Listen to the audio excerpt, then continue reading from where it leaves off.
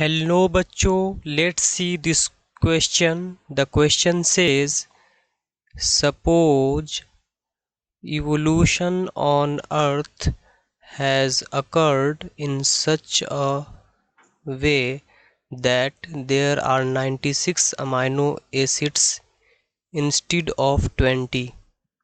DNA has 12 different types of bases and DNA synthesis occur in the same way as today. The minimum number of bases per DNA codon would be. Question क्या कह रहा है कि ये suppose कर लें कि जो अर्थ पे इवोल्यूशन हुई होगी वो कुछ इस तरह से कि जो अभी प्रेजेंट 20 अमाइनो एसिड्स हैं उसके जगह 96 रहे होंगे और 12 डिफरेंट टाइप्स के बेसेस रहे होंगे डीएनए के पास। और आज जिस तरह से डीएनए सिंथेसिस हो रही है उस वक्त भी उसी तरह से डीएनए सिंथेसिस हो रही होगी। तो उस केस में एक डीएनए के कोडोन में कितने minimum number of bases present होंगे। तो ऑप्शन जो है पहला फर्स्ट ऑप्शन जो है वो है 12, सेकेंड ऑप्शन है 8, थर्ड ऑप्शन है 2 और फोर्थ ऑप्शन है 3। तो इस क्वेश्चन को हम देखेंगे की कॉन्सेप्ट के थ्रू समझेंगे। तो इस क्वेश्चन का की कॉन्सेप्ट जो है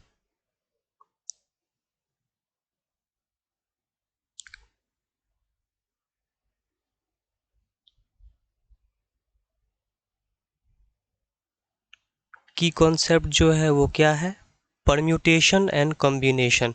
एक फिजिसिस्ट थे जॉर्ज गैमो जिन्होंने mathematical concept permutation and combination का यूज़ करके इस कॉन्सेप्ट को समझाया था। तो की कॉन्सेप्ट हमारा क्या निकल के आया, परम्यूटेशन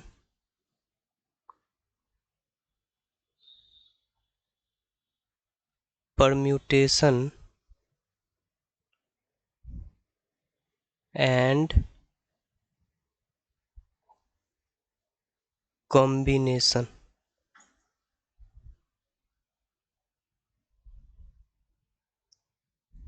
परम्यूटेशन एंड कॉम्बिनेशन क्या कहता है कि टोटल न्यूक्लियोटाइड्स जो है हमारे पास 4 हैं जो कि 20 अमाइनो एसिड्स के लिए होते हैं।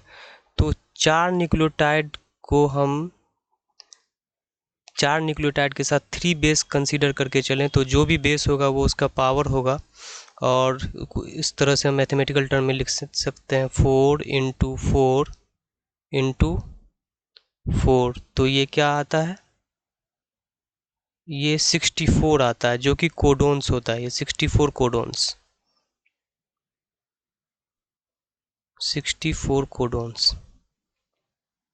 तो उन्होंने क्या बताया, उन्होंने ये बताया कि टोटल न्यूक्लियोटाइड्स जो है वो कितने हैं, 4। टोटल न्यूक्लियोटाइड्स कितने हैं, 4। किसके लिए, 420 अमाइनो एसिड्स के लिए। 420 अमाइनो एसिड्स। लेकिन एज्यूम करके क्या चल रहा है कि 96 अमाइनो एसिड्स है और क्या है, 12 different types of bases present हैं। तो एज्यूम करके चला है, ये एज्यूम क्या कर रहा है इन्होंने क्वेश्चन में कि एज्यूम किया है कि मेरे पास 12 बेसेस हैं, 12 बेसेस हैं। कितने अमाइनो एसिड्स के लिए, 96 अमाइनो एसिड्स के लिए, 96 अमाइनो एसिड्स के लिए।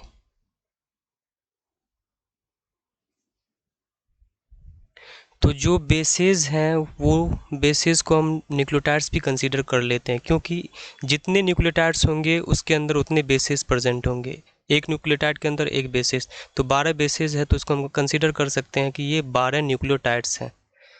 तो परम्यूटेशन एंड कॉम्बिनेशन का कॉन्सेप्ट लगा के हम कुछ इस तरह से देख सकते हैं कि अगर एक न्यूक्लियोटाइड्स में हम एक बेस कंसीडर करके चलें तो हमारे पास कितने कोडोन आएंगे। एक बेस अगर कंसीडर करके चलें तो हमारे पास 12 डिफरेंट टाइप्स ऑफ बेसेस हैं, यानी 12 न्यूक्लियोटाइड्स है। और एक बेस कंसीडर कर रहे हैं तो जो बेस कंसीडर कर रहे हैं वो पावर पे आ जाएगा, तो क्या आ जाएगा, वो 12 कोडोन मिल जाएगा हमें, जो कि 96 अमाइनो एसिड से कम है। अब दो बेस हम लेके चलें तो क्या होगा, दो बेस अगर लेके चलें तो 12 न्यूक्लियोटाइड्स हैं और दो बेस कंसीडर करके चल रहे हैं, तो इसका 12 का पावर 2 कितना आ जाएगा, 144। क्या आ गया, कोडोन्स आ गया, जो कि 96 अमाइनो एसिड से क्या है, ज़्यादा है। अब कहोगे कि एक कोडोन तो एक ही अमाइनो एसिड को कोड करता है, लेकिन डीजेनरेसी के केस में एक अमाइनो एसिड को एक से ज़्यादा कोडोन जो है वो क्या करता है, कोड करता है। तो इस केस में जो मिनिमम नंबर ऑफ जो है बेस हमारे प्रेजेंट होने चाहिए वो कितने होने चाहिए, 2 होने चाहिए। तो final answer is 2, option is C. Hope you understand it well. Best of luck.